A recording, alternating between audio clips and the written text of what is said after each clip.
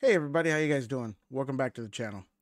Today, in this little video, we're going to talk about something that our friends over at the Linux Cast brought up.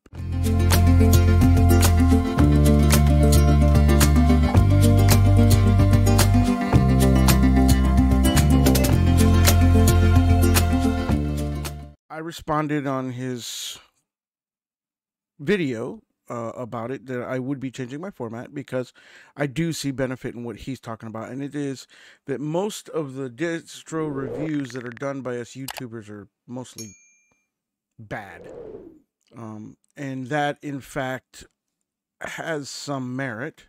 In fact, if you go to his page, the actual name of the video is Linux distro reviews are mostly terrible, and in what he was saying is there are some that are out there that are okay, some that are good, but most of them are terrible. And what his problem was is that the way that us YouTubers tend to do it is that we load them into a virtual machine, we spend an hour or two with him, and then we give our review of how we feel that it is. And that a lot of you guys take it for being the begin all and end all of it, when in reality, you're a lot of your guys' situations and a lot of your guys' experiences will differ. They may vary, and that is true. Because we're loading them into a virtual machine, we're kind of ideally putting them into an ideal environment. I mean, if they don't run well in a virtual box, then chances are you're not going to have them run well on your hardware. The problem that he had is that we're not able to truly give a accurate review of what it is. Yes, it's like, well, when you buy a car, you go out and you buy a car, right? You go to the car lot. The salesman says, what kind of car do you want to look at? He guides you more specifically to one that's kind of on sale or one that he needs to move or whatever. But either way, he guides you to a car. You get in the car. You test drive it. You spend all of maybe 15 minutes driving this car, 20 minutes driving this car. Then you go in and you guys fill out paperwork because you fall in love with it. You fill out paperwork and you spend thousands of dollars on this car that you only spent 15 minutes driving. You go to the store. You see a TV that you like on the shelf. You thumb through it pretty quick. You kind of see the get an overview of basically how it functions, the clarity, all the options and bells and whistles that it has, baked into its software. You see all that, and you turn around and you spend hundreds of dollars on it. You go home, you use it for about a month, and you realize, dang, this TV doesn't exactly do what this is that I wanted, because you didn't get under the hood into it, and try to install a certain application on there, or your car, you wishes that it had this one function on it, or the radio didn't have this function on it, or, yada, yada, yada. I mean, there's so many times that that's happened to you in the past. Does that change the way you go out and buy cars? No, it doesn't. Does that change the way you go out and buy TVs? No. Printers, whatever. It could be applied to anything. Nobody's going to let you take a car home and drive it around for days, weeks, months, and then all of a sudden say, I don't like it, and yeah, here, you can have it back. No, that doesn't happen. Yes, they have like a 30-day guarantee or return policy or whatever, but have you ever tried to return one in 30 days? Have you ever tried to return a car? Yeah, no, it doesn't usually happen. They find some loophole, some clause in a contract, some way to stick you with the car. So you're forced to either A, resell the car, or B, accept the car the way it is. Now, DT made a video response, as many of us are probably going to make into this as it catches on, saying that us loading it as a first look is in a virtual machine isn't bad, because what we're trying to do is we're trying to present the distribution the way that the developers wanted it to be. And the best environment for that actually is a virtual machine, because it's kind of a level playing field. not everybody has the same hardware in their boxes. Some people have older hardware that they're putting this stuff on, and it barely meets the requirement, or the OS actually requires more, or it's at the bare minimum the hardware of what the requirement is for the OS, for the distribution. Well, you know, in a way, we're trying to do a service to the developers and all the people that took the time to make those reviews, or I mean, distributions, and give them a good review. Because if we put it on our machine and we say, yeah, it works flawlessly, yada yada yada, and then you guys go and dump it on some other machine and it doesn't have the same hardware, and you guys have a negative experience, and all of a sudden it's bunk, garbage, or whatever. Okay, that's why we tell people we're doing it in a virtualization machine. I could load this on any distribution onto my virtual machine and make it look as if it was my regular everyday machine. I could lie to you, but we don't, because that's just not ethical. We don't. But I could avoid pulling up things that'll tell you that it's in a virtual machine, such as NeoFetch and all that good stuff, and show you that, oh, this is my thing, and this is my experience with it, and these are the problems that I've had, yada yada. And the fact is you would not know. But we don't do that because, like I said, we don't want to give you a negative experience with the distribution, and nor the developers. So that being said, yes, I am going to be loading ones on and giving a long-term review on it, but I'm still going to be doing the short reviews on it, or as Matt said, the lazy reviews.